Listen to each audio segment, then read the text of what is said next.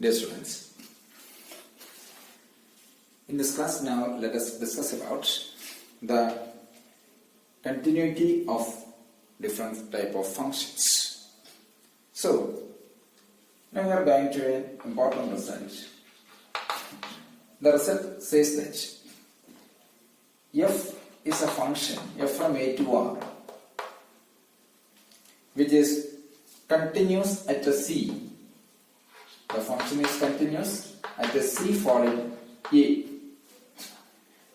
Then there exists a delta neighborhood, that is v delta of c, the delta neighborhood of c, such that if x comma y fall in a intersection v delta c, then modulus of f of x minus f of y strictly less than epsilon. This is the theorem. The theorem states that f from a to r is a continuous function which is continuous at a particular point c. Then there exists a delta neighborhood v delta c of c. If x and y fall in a intersection v delta c, then modulus of f of x minus f of y less than epsilon. So how to prove this one? So first we know that f is continuous at c. F is continuous at c means, as by the epsilon delta condition for the continuity of a function, modulus of f of x minus f of c strictly less than some epsilon by 2, provided modulus of x minus c less than delta. So this is from the definition of continuity of a function. F is continuous at c. That means if mod x minus c less than delta, then modulus of f of x minus f of c less than epsilon by 2. It is given x and y fall in a intersection v delta c. So we have this result. If x fall in a intersection v delta c, then we know that this f of x fall in v epsilon f of c. This is a non-result, already proved result. That is, if x fall in a intersection v delta c, then f of x fall in v epsilon f of c. Similarly, if y fall in a intersection v delta c, then this should imply f of y also fall in v epsilon f of c. Okay. Now, modulus of f of x minus f of c less than epsilon by 2 when mod x minus c less than delta. So, y fall in a intersection v delta c means f of y fall in this one. F of y fall in this one means modulus of f of y minus f of c strictly less than some epsilon.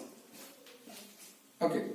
So, now consider modulus of f of x minus f of y. Modulus of f of x minus f of y equals modulus of f of x minus f of c plus f of c minus f of y. So, by the triangular inequality, it is modulus of f of x minus f of c plus modulus of f of c minus f of y. Modulus of f of c minus f of y is rewrite as f of y minus f of c. What about this one? This is less than some epsilon. Why? Because of this argument. Plus, what about a mod f of y minus f of c? That's again less than epsilon. Equals 2 epsilon. That is epsilon, since epsilon being arbitrary, modulus of f of x minus f of y strictly less than epsilon. Agree? So this is the proof. So if f is continuous from a to 1, then which is continuous at a point c fall in a, and if x comma y fall in v delta c, then modulus of f of x minus f of y is strictly less than some epsilon. So this is heavily depends upon the result. That is, if x fall in a intersection v delta c, then f of x fall in v epsilon f of c. Okay, so that is the crucial point here. Agree? Now we are going to another result. That is, suppose consider a function. Consider a function f from R to 1. R means set of reals. F from R to 1, which is continuous. F is continuous at C. F is continuous at C, where C fallen where? C is a real number. And let f of C is positive. F of C is greater than 0. Then, if x fall in V delta C, where delta be the V delta C means V delta C be the delta neighborhood of C. If there exists a delta neighborhood of C, let it be V delta C. Then if x fall in V delta C, then f of x greater than 0. So this is the another result. F from R to R is a continuous function. C is, which is continuous at a point C fall in R. And if f of C is positive, then if x fall in the delta neighborhood of C, then f of x should be positive. How to prove? The proof is, f is continuous at C fall in R means, for if x fall in, if modulus of x minus C less than delta, then modulus of f of x minus f of C strictly less than some epsilon. Why? Because f is continuous at C fall in R, so this is by the epsilon delta condition for the continuity of that function f at the point C fall in R. What is f of C? Given f of C is positive. Given f of C is positive. When f of C is positive, put epsilon equals f of C by 2. Why? We choose epsilon as positive. So epsilon is f of C by 2. Since f of C is positive, f of C by 2 is also positive, means epsilon is positive. So from here, modulus of f of x minus f of C less than epsilon means minus epsilon less than f of x minus f of C, it is less than epsilon. Okay, that means what is epsilon? F of C by 2. So minus f of C by 2 less than f of x minus f of C, strictly less than, again epsilon means f of C by 2. This should imply adding f of C, so what you get? F of C minus f of C by 2. So it is f of C by 2 or half of f of C. It is strictly less than f of x less than 3 by 2 into f of C. If we are adding f of C throughout this inequality, so we have f of C by 2 less than f of x less than 3 by 2 f of C. What is f of C by 2? That is positive. Means 0 less than f of x. Consider the left side inequality. So we have 0 less than f of x. 0 less than f of x means what is f of x? F of x greater than 0. That is what we require here. X fall in V delta C means, there is a given condition. X fall in V delta C means modulus of x minus C less than delta. That is the conditions of the continuity of this function. Okay. Now we are going to another problem. That's an interesting problem. So we define a function.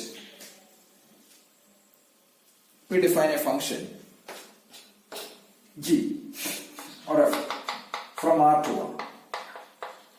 F from R to 1 by f of x equals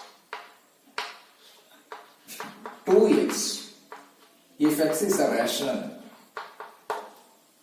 F of x equals 2x if x is a rational number, and x plus 3 if x is an irrational number. Define a function f from R to 1 by f of x equals 2x where x is a rational number and x plus 3 if x is an irrational number. Find the continuity. The question is this one. Find the point of continuity. Find the point of continuity of f of x, which is continuous on R, at which f is continuous on R. Find the point of continuity of f at which is continuous on R. F of x is defined as 2x. If x is a rational, it is 2x. If x of r minus q means x is irrational, it is x plus 3. Find the point of continuity of f which is continuous on R. So, the solution is, let C following R be the point at which f is continuous. C following R be the point at which f is continuous. At which f is continuous on R.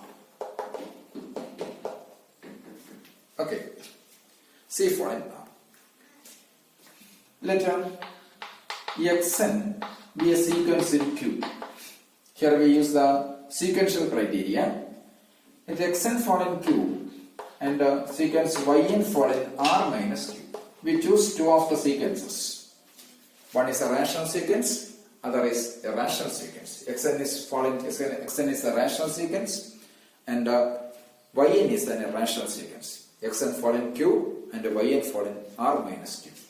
Such that this xn goes to C, xn tends to C and yn also tends to C, where C is a real number. We choose two of the sequences. One is a rational, other is irrational, and both of them are converges to both of them are converges to C. Xn converges to C, yn also converges to C, where C is a real point. When xn converges to C, we know that f of xn converges to f of C. Okay, f of xn converges to f of C. So, f of xn converges to f of C means, what is limit f of xn? So, limit f of xn equals f of C. Okay, so when limit f of xn means limit n goes to infinity f of xn. But here, limit n goes to infinity is f of xn. Limit n goes to infinity f of xn equals f of C. What is f of C? Limit n goes to infinity. Limit n goes to infinity f of xn equals f of C. That means f of C equals, this implies f of C equals limit n goes to infinity, or limit x tends to n goes to infinity 2x. Okay, f of xn. What is f of xn? F of xn equals 2xn, where xn fall in Q, that is limit n goes to infinity 2xn, that equals 2 into limit n goes to infinity xn. What is xn? Limit n goes to infinity xn goes to C, so limit n goes to infinity xn equals C, means it equals 2C. So f of C equals 2C here. But in second case, again what is here? Yn tends to C. Yn goes to C, sequence Yn tends to C, implies by the sequential criteria, it is f of Yn goes to f of C. That means, here this f of C equals limit n goes to infinity f of yn. What is f of yn? F of, when yn is a sequence in R minus Q, yn fall in R minus Q, so what is f of yn? F of yn is yn plus 3. When x fall in R minus Q, corresponding f of x is x plus 3. Since yn fall in R minus Q, what is f of yn? F of yn is yn plus 3. That equals limit n goes to infinity yn plus 3. This is because yn fall in where? R minus Q. Okay. So that equals, it is 3 plus limit n goes to infinity yn. What is limit n goes to infinity yn? Yn goes to C equals 3 plus C.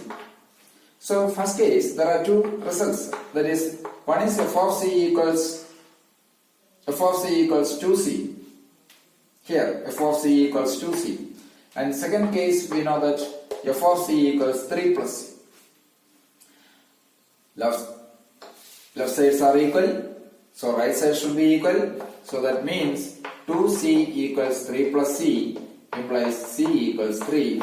So the point at which the function is continuous. The given function f from R to R is continuous at the point c equals 3. So this is done by using the sequential criteria for the continuity of a function. Xn and yn are two sequences which are chosen from q and r minus q respectively. Means one is a rational sequence, other is an irrational sequence. Then by using these arguments, finally we get the point is 3 itself. Agreed.